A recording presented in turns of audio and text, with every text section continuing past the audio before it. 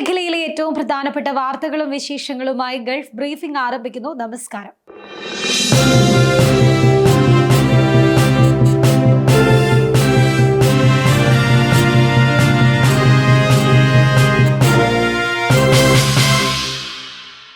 Saudi അറേബ്യയിൽ അനുമതിയില്ലാതെ മതപരമായ ആഘോഷം സംഘടിപ്പിച്ച 5 മലയാളികളെ നാടുകടത്തി. 2 മാസം മുൻപാണ് ഇവർ ദമാമിൽ നിന്ന് പിടിയിലായത്. പരിപാടി സ്ഥലത്ത് നിന്ന് പോലീസ് അറസ്റ്റ് ചെയ്ത ഇവർ ജയിലിൽ കഴിയുകയായിരുന്നു. അധികൃതരുടെ അനുമതിയില്ലാത്ത പരിപാടിക്ക് നേതൃത്വം നൽകിയ സംഘാടകരായ 4 പേരെയും പരിപാടിക്ക് സ്ഥലം അനുവദിച്ച സ്ഥാപനത്തിലെ ജീവനക്കാരനുമാണ് നാടുകടത്തപ്പെട്ടത്. ഇക്കഴിഞ്ഞ ചൊവ്വാഴ്ചയാണ് 5 പേരെയും നാടുകടത്തൽ നടപടിക്ക് വിധേയമാക്കിയത്. 2024 ഒക്ടോബറിൽ ഒമാനിൽ ഏറ്റവും കൂടുതൽ മഴ ലഭിച്ച പ്രദേശങ്ങളുടെയും ചൂടുണ്ടായ പ്രദേശങ്ങളുടെയും പേരുവിവരങ്ങൾ പുറത്തുവിട്ടിരിക്കുകയാണ് ഒമാൻ കാലാവസ്ഥാ നിരീക്ഷണ കേന്ദ്രം. 2024 ഒക്ടോബറിൽ ഏറ്റവും കൂടുതൽ മഴ ലഭിച്ചത് സൗത്ത് ഷെർക്കിയിലെ ഗൽഹാത്തിലാണെന്ന് കാലാവസ്ഥാ നിരീക്ഷണ കേന്ദ്രം അറിയിച്ചു. 199.4 മില്ലിമീറ്റർ മഴയാണ് പ്രദേശത്ത് രേഖപ്പെടുത്തിയതെന്ന് സിവിൽ ഏവിയേഷൻ അതോറിറ്റി എക്സിലൂടെ അറിയിക്കുകയുണ്ടായി.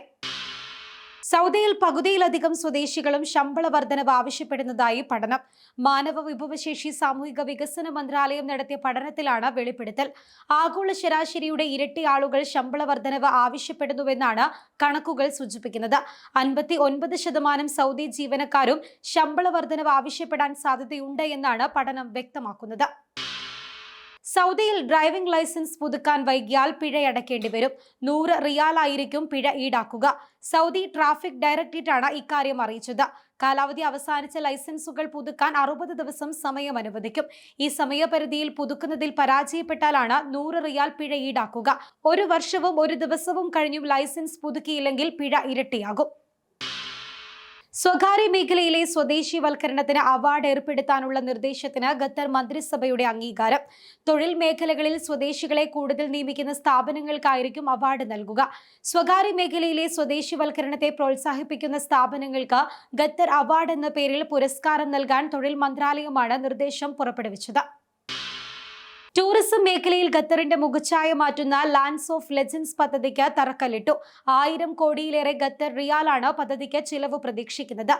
ഖത്തറിന്റെ കിഴക്കൻ തീരത്ത് നേരത്തെ പ്രഖ്യാപിച്ച സിമീസിമ പ്രൊജക്ടിന്റെ ഭാഗമായാണ് ലാൻഡ്സ് ഓഫ് ലെജൻഡ് ടൂറിസം പദ്ധതി വരുന്നത്. 6.5 ലക്ഷം ചതുരശ്ര മീറ്ററാണ് വിദേശ നിക്ഷേപത്തിന്റെ സഹായത്തോടെ പൂർത്തീകരിക്കുന്ന പദ്ധതിയുടെ വിസ്തീർണം.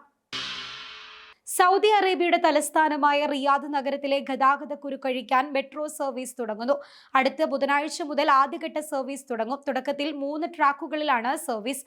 ബാക്കിയുള്ള 3 ട്രാക്കുകളിൽ അടുത്ത മാസം സർവീസ് തുടങ്ങും. മെട്രോയുടെ ടിക്കറ്റ് നിരക്ക് ഇനിയും പ്രഖ്യാപിച്ചിട്ടില്ല. ഖത്തറിൽ നടക്കുന്ന ഫിഫ ഇന്റർ കോണ്ടിനെന്റൽ കപ്പ് മത്സരത്തിന്റെ ടിക്കറ്റ് വിൽപ്പനയ്ക്ക് തുടക്കമായി. ഇന്നലെ മുതലാണ് ടിക്കറ്റിന്റെ പൊതുവിൽപ്പനയ്ക്ക് തുടക്കമായത്. എല്ലാത്തരം കാർഡ് ഉടമകൾക്കും ടിക്കറ്റ് സ്വന്തമാക്കാൻ സാധിക്കും. വിസ കാർഡ് ഉടമസ്ഥർക്കായുള്ള ടിക്കറ്റ് പ്രീ സെയിലിന് ശേഷമാണ് പൊതുജനങ്ങൾക്കുള്ള വിൽപ്പനയ്ക്ക് തുടക്കമായത്.